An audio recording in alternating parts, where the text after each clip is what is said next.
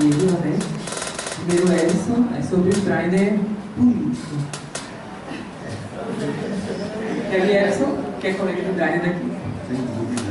Eu não tive essa oportunidade de ser aluno de azar meu, né?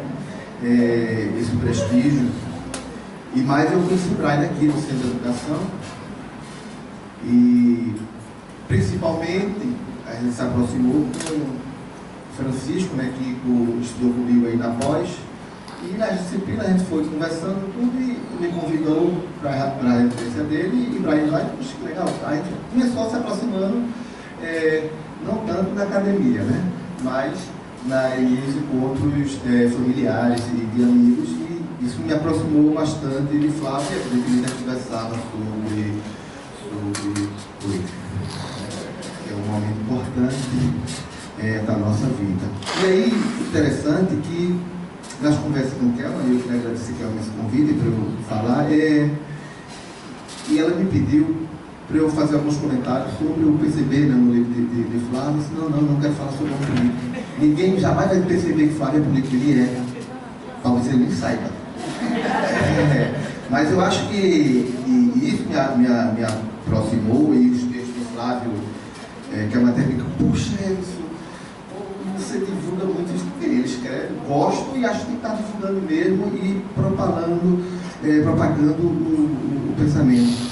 E aí a contribuição política dele, não como candidato, que não é de fato esse perfil, mas isso não implica que ele está fazendo política e é a partir dos seus textos.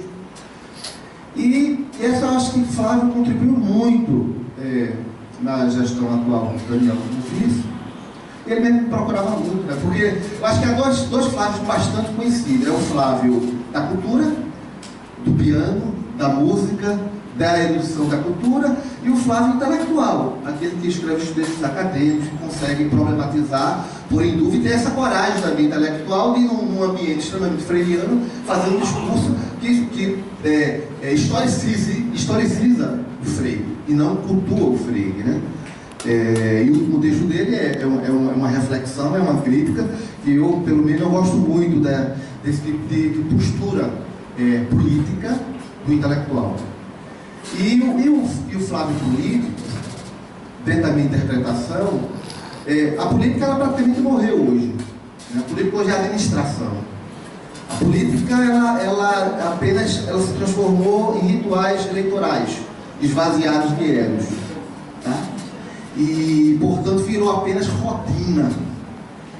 E Flávio, quando escreveu os textos dos conflitos aqui do CE, dois textos dele, um foi sobre a pichação, a grafitagem, aquele momento, foi bastante intenso aqui a relação.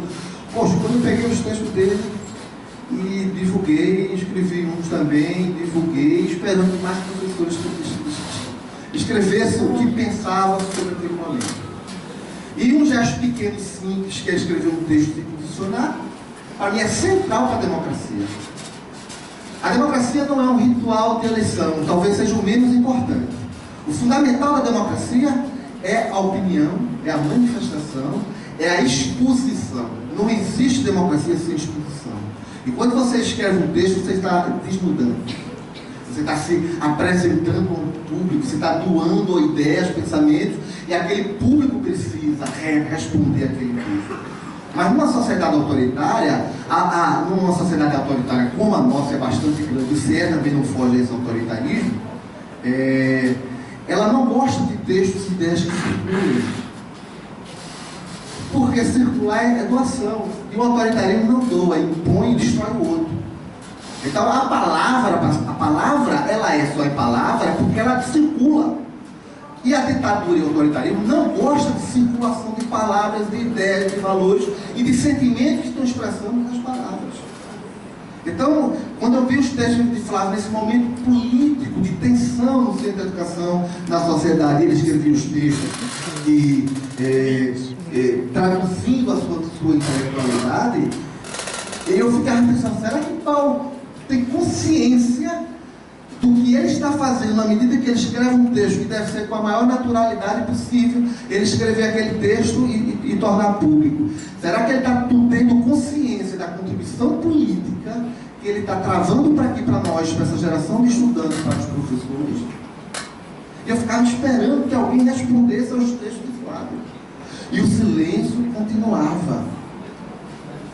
E o silêncio só continuava porque ainda é uma instituição autoritária, não sabe conviver com ideias. Não sabe conviver com argumentos e palavras. E aí, eu acho que nesse período que o Flávio assumiu a vice-presidência, ele me procurava para eu ajudá-lo em atividades culturais, né, e tal, e realmente eu fiquei devendo sair, mas nesse momento que ele procurava, ele não estava com possibilidade de dar. Eu, né, vim aqui falar, é uma disposição, né, investir em atividades culturais, já espera um público, a gente não sabe se vai ser assim. Você precisa estar muito aberto para fazer esse tipo de exposição. E a democracia exige isso. E nesse momento eu não estava muito, e é um débito que eu tenho com ele de não tê-lo ajudado, porque ele sempre me procurou e sempre se preocupou que o CE viesse ser um espaço de cultura. Tá? E aí eu queria fazer esse registro desse olho político, porque eu acho que os textos dele ajudaram muito a gente começar a trabalhar um argumento, com ideias, com palavras de posicionamento, de reflexão sobre o momento e convocando essa coletividade para refletir sobre o que está acontecendo. Isso, para mim, é essencialmente político. E, nesse sentido, acho que ele deu uma qualidade grande à gestão de Daniel, na medida que ele se expunha para isso.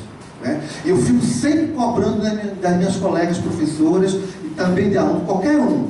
Se tem um tema que é público, portanto ele nos pertence, tem que se posicionar. Eu acho que não há possibilidade de reconstruir a democracia pelo silêncio.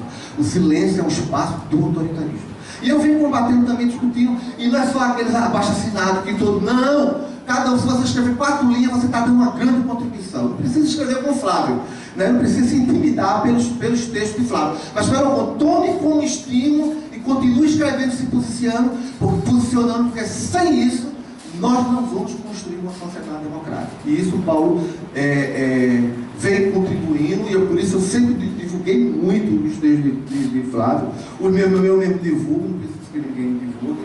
Eu divulgo também, porque eu acho que a minha obrigação como pensador, como cidadão brasileiro, é provocar opiniões, posições, e não precisa agradar. Acho que na política a gente não tem que agradar ninguém. E aí eu quero parabenizar Paulo por essa contribuição política que ele vem fazendo. O Flávio, desculpe, Flávio. Flávio foi Paulo Freire.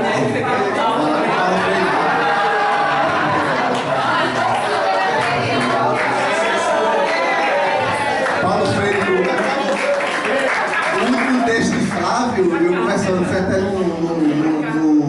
após a defesa de Luiz, a gente conversando, eu disse, Flávio, eu descobri um texto que Flávio, que Paulo Freire dizia que não queria uma estátua. E que ele não queria que ele fizesse parte de um timinho. E ele falou, eu quero. Aí, uma das vezes dele viajar para o Pédia, eu consegui descobrir nos meus arquivos do meu e-mail, aqui, aí mandei para ele, não me lembrava o nome do autor, e falei isso lá. Eu espero pelo menos ter estimulado também. Lógico que o texto dele já estava escrito há muito mais tempo do que eu pensava, mas foi coincidência eu ter descoberto nas vésperas da apresentação dele sobre o Paulo Freire, e essa estátua deu muito o que falar. Obrigado aí, acho que ele